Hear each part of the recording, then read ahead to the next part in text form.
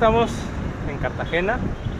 Empezamos en el castillo de San Felipe de Barajas, desde donde se protegía toda la ciudad de Cartagena. Vamos a recorrer un poco el castillo y les mostraremos lo que hay ahí adentro. Pero desde aquí se puede ver toda la ciudad, cuando vemos la ciudad original, que es el pueblo antiguo de Cartagena.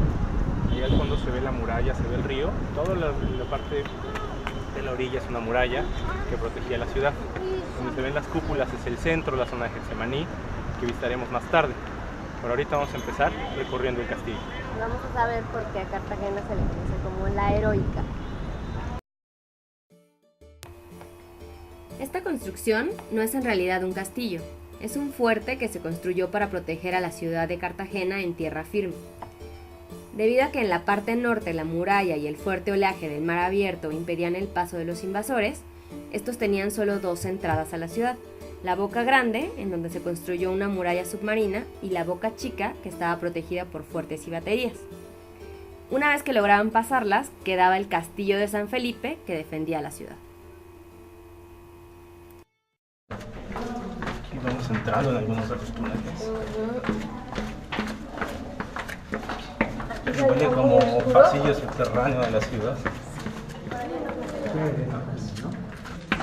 Es como cruzar abajo del periférico, ¿no? Igual de incómodo y igual de apestoso. Uy, es como el pasaje para cruzar hacia Plaza Satélite. En 1741, el ejército inglés, la flota más poderosa de la época, intentó conquistar Cartagena. Lograron entrar por la Boca Chica, pero fueron detenidos en el castillo de San Felipe por los soldados cartageneros que los estaban esperando. Y gracias a este triunfo, la ciudad se ganó el sobrenombre de la heroica Cartagena. Esto que tenemos aquí atrás realmente es el castillo original.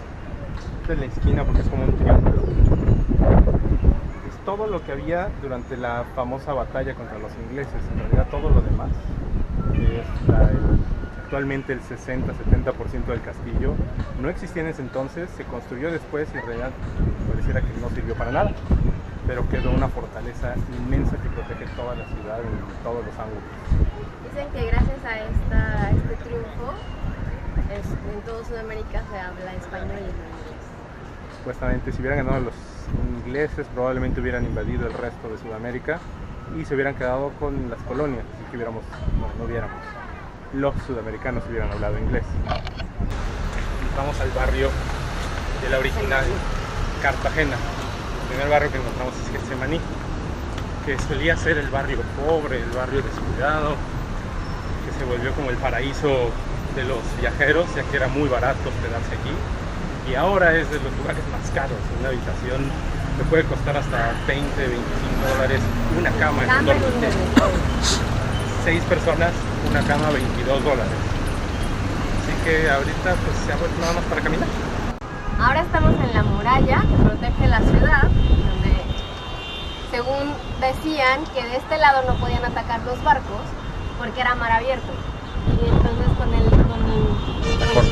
los barcos, si se trataban de acercar, se estampaban contra la muralla. Debajo de aquel lado se encuentran las bóvedas, que según dicen eran las donde ahora ya han acondicionado para que sean tiendas de souvenirs. Vamos a ver. Estas son las bóvedas. Cada una de estas, al parecer, escuchamos que se trataban de una prisión. Cada una de estas era una celda. Como pueden ver ahora están acondicionadas todo este corredor para hacer tiendas de souvenirs. Aquí llegamos a mi parte favorita de todo Cartagena, la Plaza Santo Domingo, donde encontramos la Gorda, Gertrudis. Este es un botero original.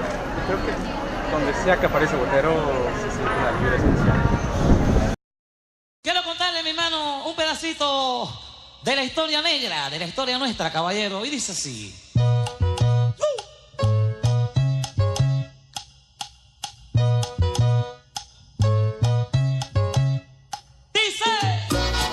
Y así, entre calles coloridas, un castillo que no es castillo y la gorda Gertrudis, pasaron nuestros días en Cartagena hasta que llegó lo que tanto esperábamos.